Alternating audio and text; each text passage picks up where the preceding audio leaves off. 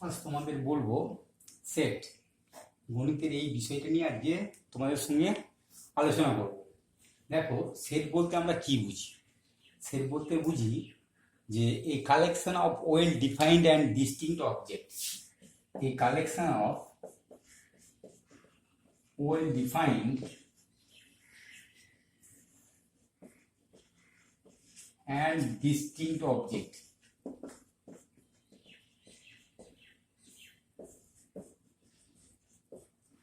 A collection of well defined and distinct object, এইটাকে আমরা বলি সেট। এই সেট প্রথম ধারণা দিয়েছিলেন, সেট যে বিষয়টা এই ধারণা দিয়েছিলেন গাণিতিক ক্যান্টর বলে একজন গাণিতিক ছিলেন। উনি প্রথম সেটের ধারণাটা আমাদের দেন। তো সেটের ডেফিনেশন উনি বললেন যে collection of well defined and distinct object is called a set. তাহলে এটা কি? তার মানে দেখো যে আমরা একটা কালেকশন নিচ্ছি, আমরা একটা সংগ্রহ করছি, যেটাকে আমরা ওয়েল ডিফাইন করতে পারছি, অর্থাৎ সংজ্ঞাত করতে পারছি ভালোভাবে, এবং ডিস্টিংক্ট এবং আলাদা আলাদা, সবকটাই আলাদা আলাদা। তাহলে ওয়েল ডিফাইন বলতে আমরা কেন বলছি, সঙ্গত বলতে কেন বলছি? সঙ্গত বলতে এই কারণেই বলছি, দেখো যদি ডিফাইন করা না যায়, ঠিকঠাক করে যদি ডিফাইন করা না যায়, তাহলে কিন্তু সেটা সেটের মধ্যে হবে না।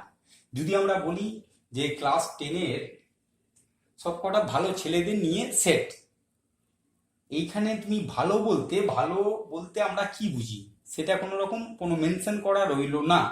সেই জন্য ওইটা বলা যাবে না, নির্দিষ্ট করে বলতে হবে। যদি আমরা বলি ক্লাস 10-এ অঙ্কে পরীক্ষায় যারা 60 নম্বর উপরে পেয়েছে, 60%-এর উপরে যারা পেয়েছে, 60 থেকে 80%-এর মধ্যে যারা পেয়েছে, তাদের নিয়ে তুমি একটা সেট গঠন করো। সেক্ষেত্রে কিন্তু সেটটাকে ডিফাইন করা সম্ভব, নির্দিষ্ট করে বলা থাকছে। ডিস্টিংটা কি? ডিস্টিং মানে হচ্ছে আনইকুয়াল, আলাদা আলাদা অবজেক্টগুলো নিয়ে তুমি একটা জায়গাতে সংঘবদ্ধ করলে, সেই সংঘবদ্ধটাকে বলা হলো সেট। তাহলে আমরা যদি বলি এ সমান এ ই আই ও ইউ, এটা কিন্তু একটা set. A E I O U একটা সেট। আর একটা কথা মনে রাখবে, সেটটা কিন্তু ক্রম নিরপেক্ষ। ক্রম নিরপেক্ষ মানে কি? এ ই আই ইউ এই অর্ডারও তুমি করতে পারো, অথবা বলতে পারো এ ও ইউ আই ই। এখানে কিন্তু ক্রম নিরপেক্ষ হবে, সেটটা সর্বদা ক্রম নিরপেক্ষ, আগে পরে কোনো ব্যাপার নেই, কিন্তু ক্রম নিরপেক্ষ হবে, এটা যেন মাথার মধ্যে থাকে। তাহলে একটা সেট বলতে তাহলে আমরা বুঝবো যে পৃথক বস্তুসমূহের সুসংজ্ঞাত এবং ক্রম নিরপেক্ষ সমাহার কি আমরা বলবো সেট। সেট বলতে আমরা বুঝি ক্রম নিরপেক্ষ সুসংগত যে সমাহার, সেইটা হচ্ছে সেটের অন্তর্ভুক্ত। ঠিক আছে? এই সেটটাকে আমরা সাধারণত A capital B C X Y Z সমস্ত ক্যাপিটাল লেটারে আমরা প্রকাশ করে থাকি, এবং সেটের মধ্যে যে উপাদানগুলো থাকবে সেগুলো সাধারণত আমরা small A B C D এই সমস্ত দিয়ে প্রকাশ করে থাকি। তাহলে সেটগুলোকে যেগুলোকে আমরা লিখবো সেগুলো সাধারণত এইভাবে, এবং সেটের ভিতরে যে সমস্ত উপাদান থাকবে সেগুলোকে সাধারণত আমরা এইগুলো এই এ বি সি ডি আকারে প্রকাশ করে থাকি। অর্থাৎ দেখো, যদি আমরা লিখি যে এই একটা সেট, এ সেটের মধ্যে আছে এক্স ওয়াই জেড, এরা সব মেম্বারগুলো আছে, এই সমস্ত উপাদানগুলো এ সেটের অন্তর্ভুক্ত, এই সমস্ত উপাদানগুলো এ সেটের মধ্যে আছে। তাহলে আমরা বলতে পারবো কি, দেখো এক্স বিলংস টু এ, এই চিহ্নটা দিয়ে বোঝায় বিলংস টু, অর্থাৎ এক্স উপাদানটা এ সেটের অন্তর্ভুক্ত। এটাকে আমরা এই চিহ্নের মাধ্যমে প্রকাশ করব, সেটাকে বলবো বিলংস টু। একইভাবে Y belongs to A, Z belongs to A, এইভাবে আমরা প্রকাশ করে থাকি। অর্থাৎ কোনো উপাদান সেটার অন্তর্ভুক্ত, সেটা এইভাবে আমরা প্রকাশ করে থাকি। এবারে দেখো, এই যে সেট কথাটা বললাম, এই সেটটা দুটো ফর্মে প্রকাশ করা হয়েছে। একটা হচ্ছে রোস্টার ফর্ম, একটা রোস্টার ও ট্যাবুলার ফর্ম। রোস্টার বা ট্যাবুলার ফর্মে এই সেটটাকে আমরা প্রকাশ করে থাকি, রোস্টার ফর্ম বা ট্যাবুলার ফর্ম। তার রোস্টার ফর্ম বলতে আমরা কি বুঝবো? এই রোস্টার ফর্ম বলতে বুঝবো যে সেটের মধ্যে যে সমস্ত উপাদানগুলো থাকবে সেটা একটা দ্বিতীয় বন্ধনীর মধ্যে থাকবে, যে সমস্ত উপাদানগুলো একদম আমরা চিহ্নিত করতে পারবো। আর দেখো আমরা যদি বলি রোস্টার ফর্মে পি সমান যদি একটা সেট নিই 2 3 5 6, এখানে 2 3 5 6 দেখো শুধুমাত্র সংখ্যাগুলোকে সেকেন্ড বন্ধনী দ্বিতীয় বন্ধনীর মধ্যে আমরা আবদ্ধ করে থাকি। ঠিক আছে, এইটা হচ্ছে roster or tabular form, roster বা ট্যাবুলার ফর্ম। আর একটা দেখো সেট বিল্ডার ফর্ম আছে, সেট বিল্ডার ফর্ম। এই সেট বিল্ডার ফর্মটা কেমন? সেট বিল্ডার ফর্মটা কিন্তু এইভাবে ওপেন আমরা দেখতে পাবো না। এলিমেন্টগুলোকে আমরা সেটের মধ্যে যে সমস্ত উপাদানগুলো থাকবে সেগুলোকে আমরা কিন্তু এইভাবে ওপেন দেখতে পাবো না। সেট বিল্ডার ফর্মে আমরা যদি বলি যে একটা সেট আমরা গঠন করলাম যেখানে সেটটা এক্স মেম্বারদের নিয়ে গঠিত, এক্স মেম্বারটা কার মধ্যে আছে? Laser equal to 6 greater equal to 1। অর্থাৎ দেখো এখানে ছড়ানো নেই, কিন্তু মেম্বারগুলোকে নির্দিষ্টকরণে একটা জায়গায় সংবদ্ধ করা আছে, যেখান থেকে তোমাকে আইডেন্টিফাই করতে হবে যে এক্স এর মেম্বারগুলো কারা কারা হতে পারে। এক্স এর মেম্বারগুলো যেমন 1 2 3 4 5 6 চললো, ওই পর্যন্ত হবে। তাহলে আমার সেট বিল্ডার ফর্ম বলতে একটা ফর্মেশনে আমরা সেটটাকে ফোকাস করে থাকি, যেখানে এলিমেন্টগুলোকে সরাসরি না দেখতে পেয়ে এলিমেন্টগুলো একটা জায়গাতে আবদ্ধ করা থাকে। এই যে শর্ত সাপেক্ষে আবদ্ধ করা থাকে সেই শর্ত থেকে তোমাকে সিদ্ধান্ত নিতে হবে যে এক্স এর মেম্বারগুলো কারা কারা, অর্থাৎ ওই সেটের অন্তর্ভুক্ত যে উপাদানগুলো তারা কারা কারা হতে পারে সেই ব্যাপারে আমরা সিদ্ধান্ত নিতে পারবো। এইটা হচ্ছে সেট বিল্ডার ফর্ম। তাহলে সেটের দুটো ফর্ম আছে, একটা রোস্টার একটা সেট বিল্ডার। রোস্টার ফর্মটা কোনগুলো? দ্বিতীয় বন্ধনীর মধ্যেই জাস্ট এলিমেন্টগুলোকে আমরা দেখতে পাবো, ওপেন থাকবে। আর সেট বিল্ডার ফর্ম কোনগুলো?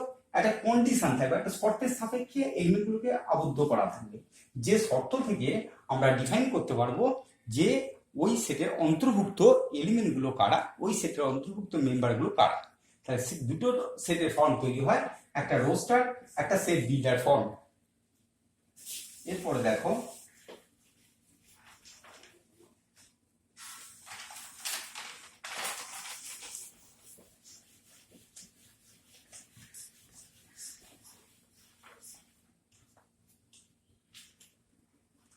এটা বোঝা গেল তো। এবার দেখো সেটের অনেক কটা সেটকে আমরা ডেফিনেশন দিতে পারি। অনেক সেট আছে যাদের ডেফিনেশন আছে, সেটের বিভিন্ন আকার নিয়ে সেটের বিভিন্ন এলিমেন্টের সজ্জা নিয়ে আমরা কতগুলো ডেফিনেশন সেটের আছে। এরকম ধরো এক নম্বর হচ্ছে ফাইনাইট সেট, সসীম সেট।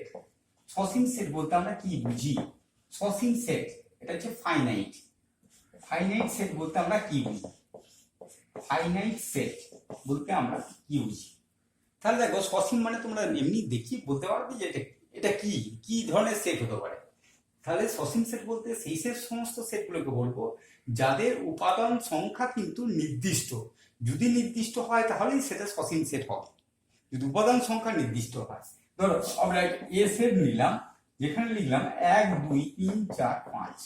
এখানে দেখো উপাদান সংখ্যা নির্দিষ্ট, কটা উপাদান আছে? 5টা উপাদান আছে। তাহলে সেইটাকে আমরা লিখি n of a equal to 5। উপাদান সংখ্যা যদি নির্দিষ্ট হয় তাহলে আমরা সেটাকে বলবো সসীম সেট। যে সেটের উপাদান সংখ্যা নির্দিষ্ট তাকে সসীম সেট হিসেবে আমরা বলতে পারি। এক্ষেত্রে দেখো এই যে সেটটা নিয়েছি সেখানে 5খানা এলিমেন্ট আছে, তাহলে নাম্বার কতগুলো? নাম্বার অফ এ নাম্বার কতগুলো আছে? সেটা হচ্ছে 5। তাহলে উপাদান সংখ্যা হচ্ছে নির্দিষ্ট। এই সংখ্যাটাকে এইভাবে আমরা প্রকাশ করে থাকি, এনে আকারে প্রকাশ করে থাকি।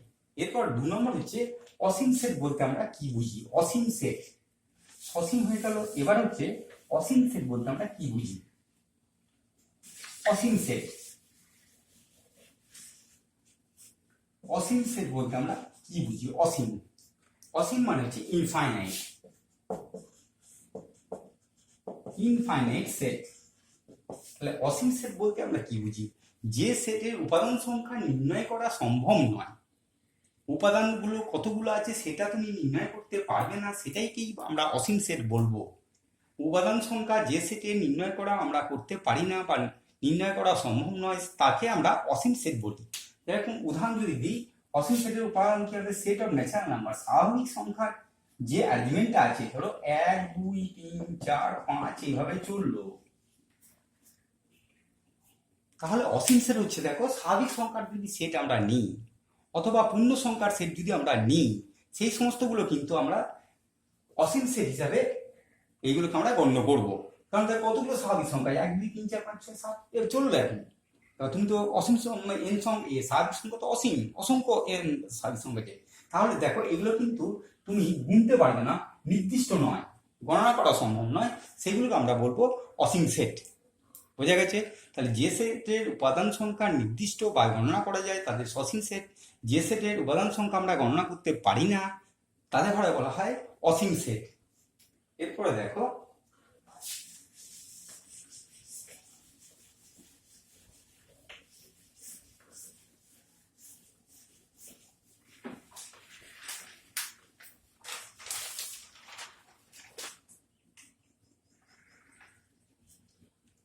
এবারে যেটা বলছি সেটা হচ্ছে একপদী সেট। একপদী সেট সিঙ্গেলটন।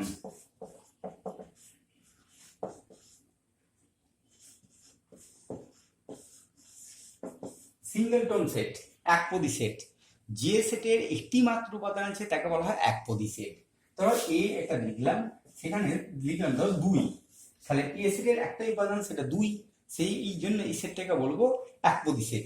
ধরো এই বি সেটটা নিলাম, বি সেটটা দিলাম এক্স, সেট ডিলার ফর্মে যদি আমরা লিখি এক্স, তাহলে পূর্ণ সংখ্যা, কোথায় পূর্ণ সংখ্যা 1 1 less than x less than 3, x পূর্ণ সংখ্যা। তাহলে পূর্ণ সংখ্যা বলতে এখানে কোনটা পূর্ণ সংখ্যা আছে? 1 আর 3 এর মধ্যে পূর্ণ সংখ্যা 2, তাহলে 2টা, তাহলে 2টা হচ্ছে সিঙ্গেলটন সেট। তাহলে দেখো একপদী সেট বলতে আমরা কি বুঝি? যে সেটের উপাদান একটি মাত্র উপাদান থাকে সেই সেটটাকে আমরা বলবো একপদী সেট। বোঝা গেছে? এরপরে দেখো শূন্য সেট বলতে আমরা কি বুঝি? শূন্য সেট, শূন্য সেট বলতে আমরা কি বুঝি?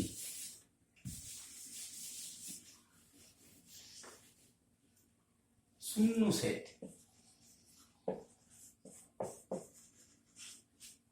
এটাকে বলা হয় নাল সেট, এটাকে বলা হয় void set, null void or empty, যে কোনো একটাই বলা যেতে পারে। Null set, void set or empty set. এই শূন্য সেট বলতে আমরা কি বুঝি? একটি সেটের মধ্যে কোনো উপাদান যদি না থাকে, একটা সেট আছে ধরো সেখানে কোনো উপাদান আর নেই, সেই সেটটাকে আমরা বলবো শূন্য সেট। যেখানে কোনো রকম উপাদান নেই তাহলে সেটা হচ্ছে শূন্য সেট।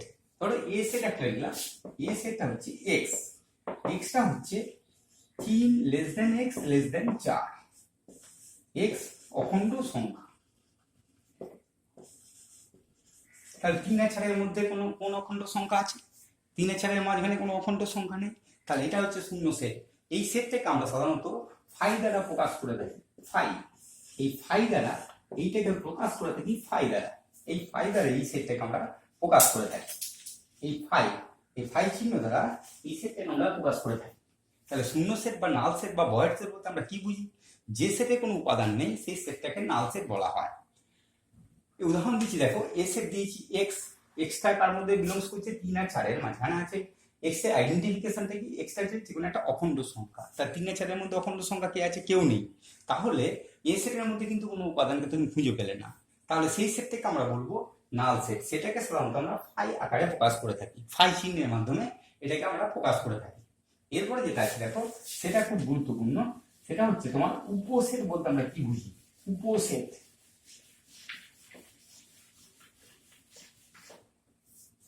উপসেট বলতে কি বুঝি? উপসেট এটাকে বলা হয় সাবসেট। সাবসেট বলতে আমরা কি বুঝি? সাবসেট বলতে আমরা কি বুঝি? তাহলে উপসেটটা কি? উপসেট হচ্ছে সেটা, ধরো দুটো সেট নিলাম, এ আর বি দুটো সেট, এ ও বি দুটো সেট নিলাম, যে কোনো দুটো সেট, এ ও বি দুটো, যে কোনো দুটো সেট এরূপ হয় যে বি সেটের প্রত্যেকটা উপাদান এর অন্তর্ভুক্ত হয়, বি সেটের প্রতিটা উপাদান এ সেটের উপাদান হয় আর কি। তবে বি সেটকে এ সেটের সাবসেট বলা হবে। বি সেটের উপাদানগুলো এ সেটের অন্তর্ভুক্ত যদি হয় তাহলে বি সেটকে এর সাবসেট বলবো। সেটাকে এইভাবে প্রকাশ করে থাকি, বি সাবসেট অফ এ, এরকম একটা চিহ্নের মাধ্যমে এটাকে আমরা প্রকাশ করে থাকি। এইটা হচ্ছে সাবসেটের চিহ্ন, এটা হচ্ছে সাবসেটের চিহ্ন। তাহলে সাবসেট বলতে আমরা কি বুঝলাম, এ আর বি দুটো সেট নিলাম। যদি বি সেটের উপাদানগুলো প্রত্যেকটা উপাদান এ সেটের মধ্যে থাকে, তাহলে বি সেটটাকে বলবো এর সাবসেট। বোঝা গেছে? তাহলে সাবসেট বলতে আমরা কি বুঝি, দুটো সেটের মধ্যে এ আর বি দুটো সেট নিয়েছি, বি সেটের উপাদানগুলো প্রতিটা উপাদান যদি এ সেটের অন্তর্ভুক্ত হয়, তাহলে বি সেটকে বলবো এর সাবসেট। এটাকে যদি আমরা উদাহরণের মাধ্যমে প্রকাশ করি, তাহলে দেখো কিভাবে নেওয়া যাবে।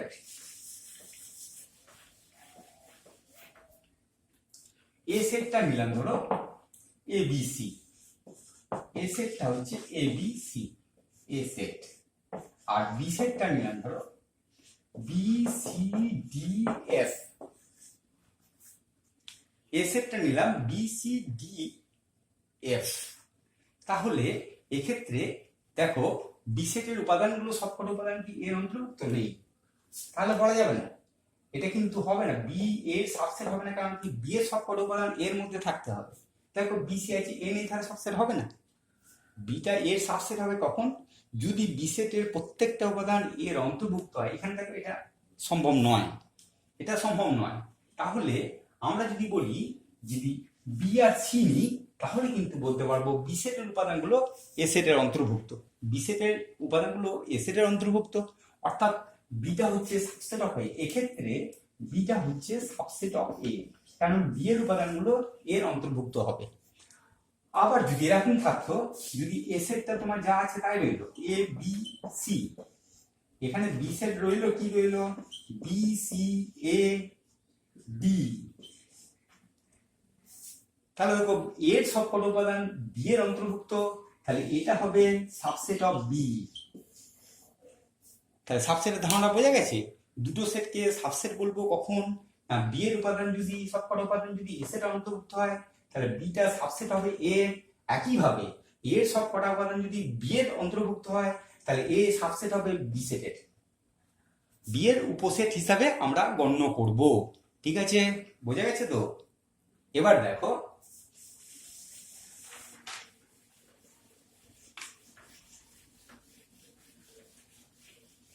সমান সেট বলতে আমরা কি বুঝি, সমান সেট, সমান সেট বলতে আমরা কি বুঝি, সমান সেট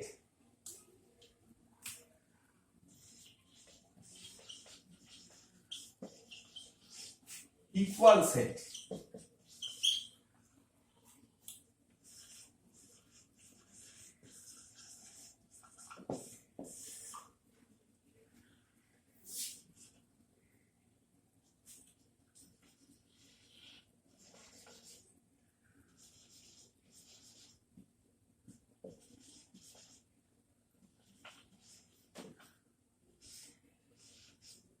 ইকুয়াল সেট বলতে আমরা কি বুঝি, সমান সেট বলতে কি বুঝি, দুটো সেট নিয়েছি, একটা এ সেট নিয়েছি, একটা বি সেট নিয়েছি, দুটো সেট, একটা এ সেট একটা বি সেট।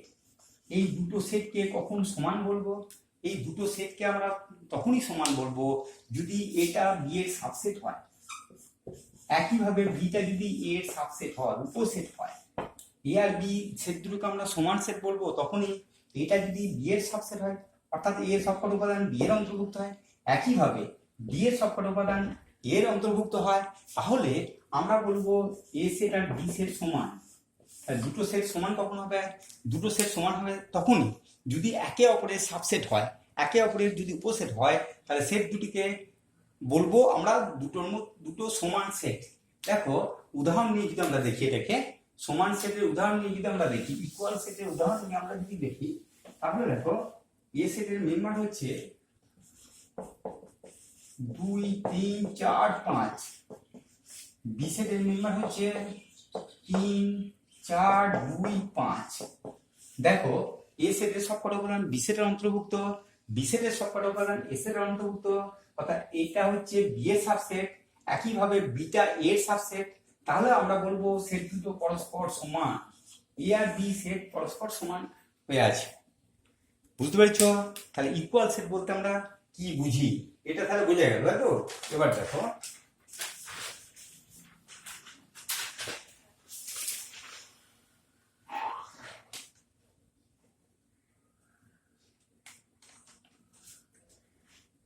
এবার এবার হচ্ছে প্রপার সাবসেট।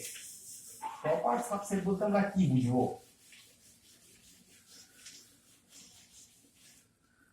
প্রপার সাবসেট বলতে আমরা কি বুঝি? প্রপার সাবসেট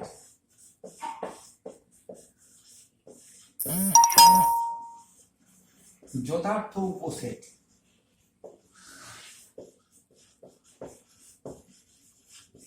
যথার্থ উপসেট বলতে আমরা কি বুঝি? প্রপার সাবসেট বলতে আমরা কি বুঝি? এ সেটকে আমরা বি সেটের যথার্থ উপসেট বলবো, এ কে বি এর, এ সেটকে বি সেটের যথার্থ উপসেট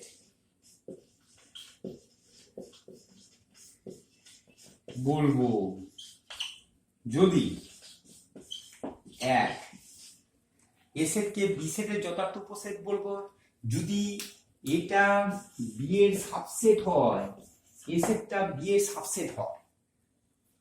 তাহলে এ সেটকে বি সেটের যথার্থ উপসেট বলবো যদি এটা বি এর সাবসেট হয়।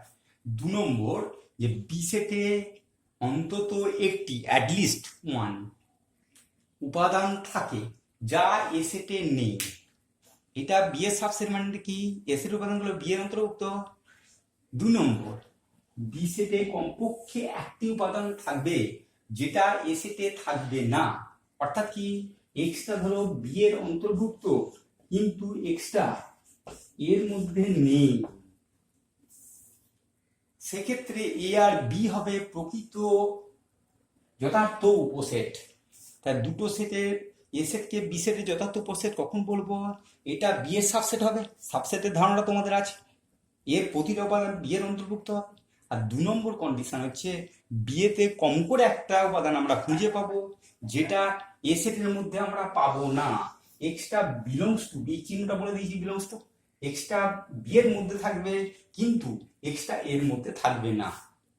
এক্ষেত্রে আমরা বলবো এটা হচ্ছে বি এর যথার্থ উপসেট। বোঝা গেছে? যথার্থ উপসেট বলতে কি বুঝি আমরা, প্রপার সাবসেট বলতে কি বুঝি। এবার দেখো এখানে এটা তো যথার্থ উপসেট তোমরা বুঝতে পারলে। এবার যদি এটা উদাহরণ নিয়ে আমরা দেখি তাহলে কেমন হবে দেখো।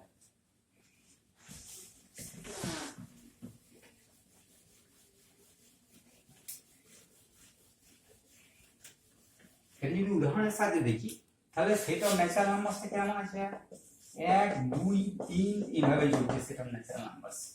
আর অখণ্ড সংখ্যা যদি নাও তাহলে কেমন আছে, -3, এদিকে আরো নাম্বার আছে, -2 -1 0 1 2 3 ডট দিয়ে চলছে। তাহলে এখানে দেখো এনটা হচ্ছে জেড এর সাবসেট, এনটা জেড এর সাবসেট, এন এর সবকটা উপাদান জেড এর অন্তর্ভুক্ত, এনটা জেড এর সাবসেট।